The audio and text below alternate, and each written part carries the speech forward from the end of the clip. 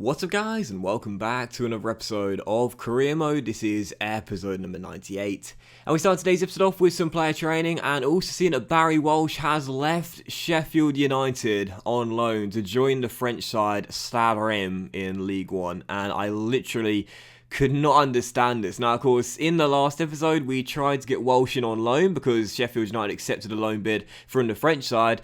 But they wouldn't give him to us on loan. They refused to negotiate with us. And I think it was just out of spite, really. The powers that be at Sheffield United were saying, do you know what? You left us. We're not letting... you take an Ivy, you take an Ollie. You're not taking Barry as well. We're going to loan him out, but he's not going to you. That's just harsh from Sheffield United there. After all we've done with them in 4 years. But, yeah, one of those sort of broken transfer mechanics, really, in this year's game. And also as well, for the first time this season, we have got a youth player in our scouting report and deserves an academy scholarship. Riccardo Esposito, perhaps the Italian stallion's cousin or brother, who knows, Gianluca from our Swansea Football Manager save. Esposito gets an academy deal, and it's pretty decent as well. 58 rated left winger, 17 years old, so eligible to be promoted, but at 58 overall, I will give him some training, try and get him to 60 as soon as possible, so when he does count the academy, we'll be able to check his potential. But yeah, so far the youth scouting hasn't been great. I know we've only done 3 months, but he's the best player so far, and really the only good player that's come out of the youth scouting so far. So hopefully he'll turn out to be pretty decent. I guess he has some good potential as well, and end up being a pretty decent player to look out for in the future.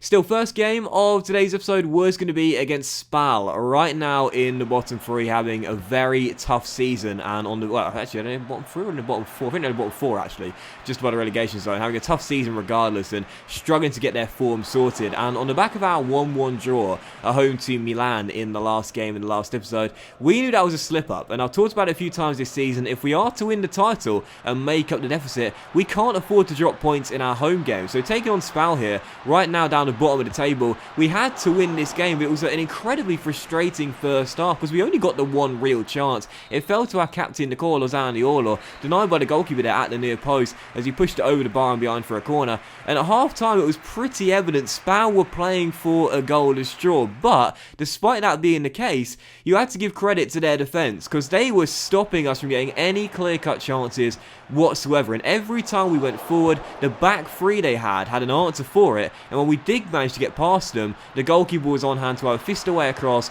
or make a simple save. Sadly, the game did finish as a goalless draw. The Roma fans are not happy about it. Back-to-back draws, back-to-back slip-ups here at the Stadio Olimpico, and this one a much more damaging one than the game against Milan. That draw, not especially bad, but this one, failing to score a goal against, I think it was 17th place Spal in the table at home. This was a dreadful slip-up. Give the credit to their back 3, they defended so well, but after that goalless draw there, 18 games to go in the season, we remain in 4th place. A win would have taken us into 3rd after Milan slipped up to Sassuolo, but still in 4th place, 7 points behind the league leaders, undefeated Juventus, with 17 wins in 20. You have to wonder, even with 18 games to go, is the title race over in January? I mean, it's crazy to say that. In January, the title race might be over, but like we've seen in real life in the Premier League this season, with Liverpool right now just running away with it, Manchester City have been stumbling quite a bit this season, and part of the reason why you have to wonder is perhaps because of their mentality. Their heads are dropping because they might think now the deficit is too much to make up. Maybe that's what's happening to us as well. Mentally, we're starting to slip up a little bit now because we look at the league table, we see Juventus undefeated, 7 points ahead of us. Maybe it's just not going to happen this season. Maybe there's just too much ground to make up against the undefeated, most dominant side in Italian football in the last decade. It looks like that we're not going to make it up. In January, I can't believe I'm saying this, in January, it looks as though the title race might be over. We'll keep on fighting until the bitter end, but 7 points, the gap to make up, might not seem like a lot, but Juve are undefeated, 17 wins in 20. I just don't know. So heading into the next game just a few days later, still at the Stadio Olimpico for our 3rd straight home game. Now taking on Napoli in the last state of the Coppa Nazionale. Taking them on here in the quarterfinals. Napoli this season outside the European places in the Serie A, not having a great campaign. There was a lot of pressure heading into the game on my shoulders due to the fact we're 7 points off Juve in the Serie A. We're well away from being in pole position in the league, and if we were to get knocked out here at home by Napoli, 3 games without a win and see our progress ending in the quarterfinal stages, well, I might not see February here at Roma. It has been a tough season despite the fact we've only lost 1 game so far with Roma. So heading into this game, we had to make sure we returned to winning ways. We had to make sure we will book a place in the last 4 of the Coppa Nazionale. Otherwise, it might well spell the end for me just a few months into my Roma career. And heading into the game, lots of changes to our lineups. But one player that will come in was the guy that scored the game winner against Genoa in the round of 16. He bagged a brace. He scored the late penalty in that game to send us into this stage. Andrea Pinamonti getting a start tonight against Napoli, and honestly, man, what a strike this was. He scored our first goal, he then scores our second. Surely at some point you've got to give this guy a start in the Serie A, right? He's only scored 1 goal in the Serie A this season, but that was a game winner as well. Later on against, I can't remember who it was now, but yeah, in fact, funny enough, it might have been Genoa in the Serie A, I can't remember now, but either way, his 2 goals in this game means he's now got 4 in the competition, as we do get the win, return to winning ways, and for Andrea Pinamonti, top scorer in the Coppa Nazionale right now, surely, after that goalless draw against Spal, it must be worth giving him a start in the Serie A at some point. Great performance from him and Cristante, who set up both of the goals, as we do advance to the last 4 of the Coppa Nazionale. Pressure relieved, at least for now. And as the match rescheduled email appears in our inbox here, we see that we've had our draw for the last 4 of the Italian Cup, where Roma will be taking on in the semi-finals of the Coppa Nazionale.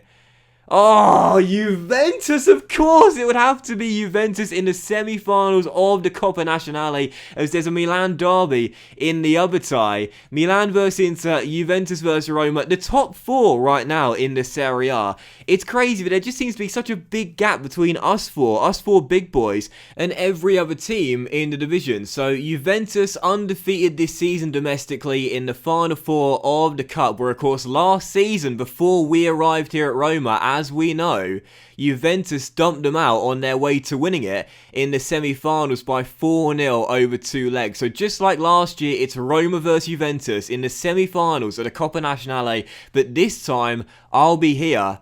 And with Juve right now 7 points ahead of us in the division, if they knock us out once again in the Coppa Nazionale semi-finals, well, all I'll say is this: there is going to be a real possibility we will win nothing this year with Roma, and to have a first season where we spend £400 million rebuilding this side and end up trophyless, well, I certainly won't be in charge next season, that's for sure, if that ends up being the case. So Juventus in the final 4, 2 legs, you saw the affairs there, the first one coming at the start of February away in Turin, the second one after the first leg against Manchester City in the Champions League round of 16. So yeah, that's going to be a heck of a time, man, but bring them on, let's see if we can battle them and make it through to the final of the Coppa Nazionale and avenge their demons of last season.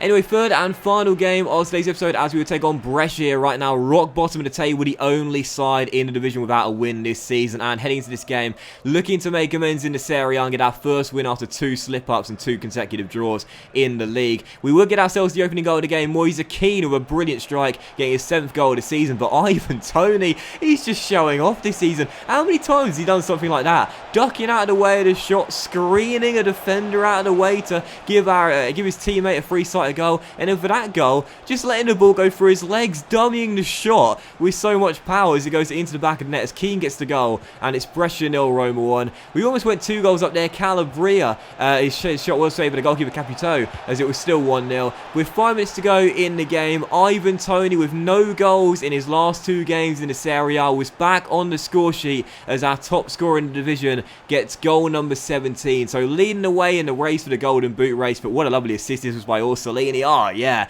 first direct contribution to a goal since coming back from his injury. Lovely little flick through ball there to the shocker, who runs onto it, and he is the reason why Pinamonti can't get in the team right now. Andrea Pinamonti deserves to start some games, but I can't get him in the lineup because Ivan Toney continues to score. Top scorer in the Serie A, goal number 17. And in the second half, we just conserved energy, really. See my fist pump there. Great to get back to winning ways. We we so sorely needed it. Conserved energy with Milan coming in midweek in 3 days' time. 2-0 the final score. We get the win. We have the joint best defensive record in the division, but despite the 3 points there and the return to winning ways against Brescia, after Juventus beat Lazio by 2-1, with 17 games to go, we remain in 4th and the gap remains at 7 points. Is the title race over in January, or will we be able to make up the deficit? Long way to go, but a lot of ground to make up. Well, that will end today's episode of Career Mode, guys. So big thank you for watching. We hope you have enjoyed it. If you did enjoy today's episode, please drop a like. Most love to you all. Have a fantastic day, and I'll see you for the next episode of Career Mode, featuring transfer deadline day and a trip to the San Siro to take on Milan away very soon.